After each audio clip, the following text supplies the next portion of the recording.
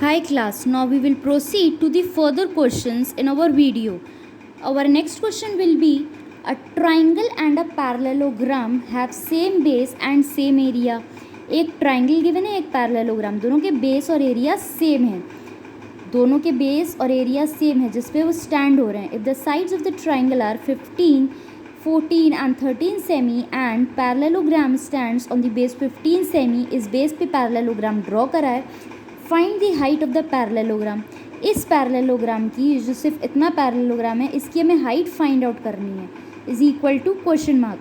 तो हमने माना कि A B C be the triangle and B C D E be the parallelogram having the equal same base and equal area. तो हमें एक hint मिला क्वेश्चन में, इक्वल एरिया. ठीक है, तो हम क्या करेंगे, पहले ट्राइंगल का एरिया निकालेंगे, पैरेललोग्राम का एरिया निकालेंगे, दोनों को इक्वेट कर देंगे. So simple as that. So here it is isosceles triangle. So for isosceles triangle we'll apply the Heron's formula, which will be S. Semi perimeter is equal to A plus B plus C upon 2 is equal to 15 plus 14 plus 13 upon 2 is equal to, ये हो जाएगा 9 और 3 12 और ये हो गया 4 upon 2. तो ये आ गया हमारा 21 सेंटीमीटर.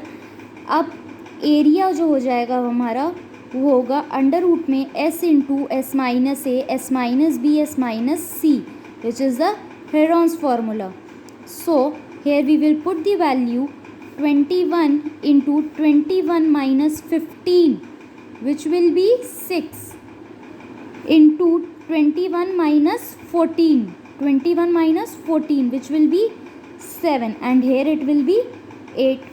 अब इसको सॉल्व करेंगे तो इसको लिखेंगे 3 into 7, 2 into 3 into 7 into 4 into 2.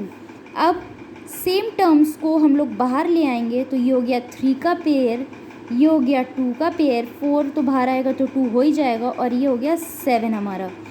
तो इसकी वैल्यू आ जाएगी हमारी 6 इंटू 14 विच विल बी 84. तो इसका एरिया आ गया हमारा ट्राइंगल का 84 सेंटीमीटर स्क्वायर. अब पैरेललोग्राम का area, parallelograms area will be base into height.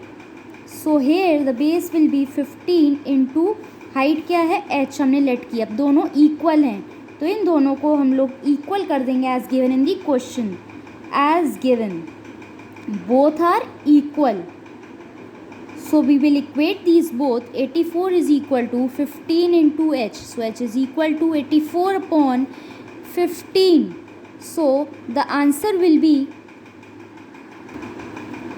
3 से काटेंगे, 3 5 ज़ा 15, 3 2 ज़ा 6, 3 8 ज़ा 24, 28 upon 5. तो h की वैल्यू आ गई 5 5 ज़ा 25, 3 बचा तो 5 6 ज़ा 30. तो h की वैल्यू आ गई 5.6 centimetre. Hence this will be the answer of our question. Now either take the screenshot or note it down and then we will proceed to the further question.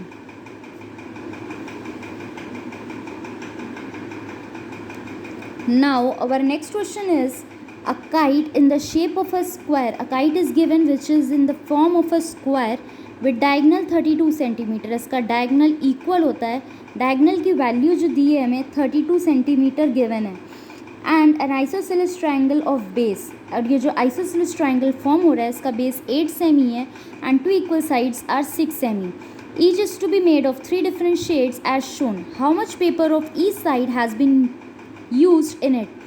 इन सभी shaded जो 3 different parts से shade हैं इनका हमें area find out करना है. तो हमने माना इस पोर्शन का एरिया A1 है, इस पोर्शन का एरिया A2 है और इस पोर्शन का एरिया हमारा A3 है जो 3 डिफरेंट शेड से कलर अप है.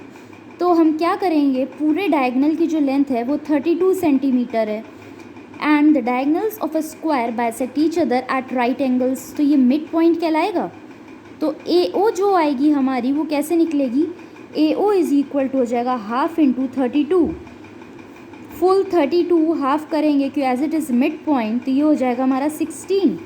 सो it will be 16 and every portion will be 16. The half diagonal 16 cm. So A1 area of shade 1 will be equal to area of a triangle क्या होता है हमारा, half into base into height. तो इस triangle को अगर हम लोग सिर्फ लें तो इसका एरिया क्या हो जाएगा, हाफ इंटू बेस। इस ट्राइंगल का बेस कितना है, 32 इंटू हाइट, हाइट कितनी है 16, तो ये हो जाएगा हमारा 16 इंटू 16 विच इज़ 16 का स्क्वायर होता है 256 centimetre square. Then again in this part A2 क्या हो जाएगा, half into base, base is again 32 into height 16, इसका भी आंसर आ जाएगा फिर 256 सेंटीमीटर स्क्वायर। अब A3 हमारा आइसोसेलेस ट्राइंगल है, आइसोसेलेस ट्राइंगल का एरिया कैसे निकलेगा हमारा,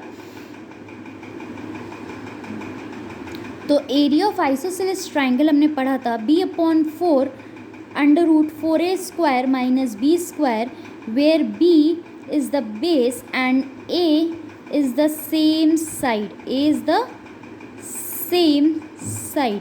तो B यहाँ क्या हो जाएगा 8/4 अंडर रूट में 4 इंटू ए का स्क्वायर माइनस बी का स्क्वायर, बेस का स्क्वायर, तो ये हो जाएगा 4 2 ज़ा 8, यहाँ आ गया 2 अंडर रूट में 36 इंटू 4, 36 इंटू 4, 6 4 ज़ा 24 आ गया 144 माइनस 64, तो ये हो जाएगा 2 अंडर रूट में 80। तो इसको लिख सकते हैं 2 इंटू 4 इंटू 2 इंटू 2 इंटू 5, तो ये हो जाएगा हमारा, ये 2 यहाँ से ये 2 यहाँ से, तो ये हो गया 8 अंडर रूट 5। अब अंडर रूट 5 की वैल्यूज़ से जब हम लोग इंटू करेंगे तो अप्रॉक्स में हमारा आंसर आएगा 17.9 centimetre square, which will be approximately. So इस 3 पार्ट्स का हमें एरिया फाइंड आउट करना था। A1 आ गया 256, A2 will be the same, and for A3 we will apply for the isosceles formula and the answer will be 17.9 centimeter square. So either take the screenshot or note it down, then we will proceed to the further question in our video.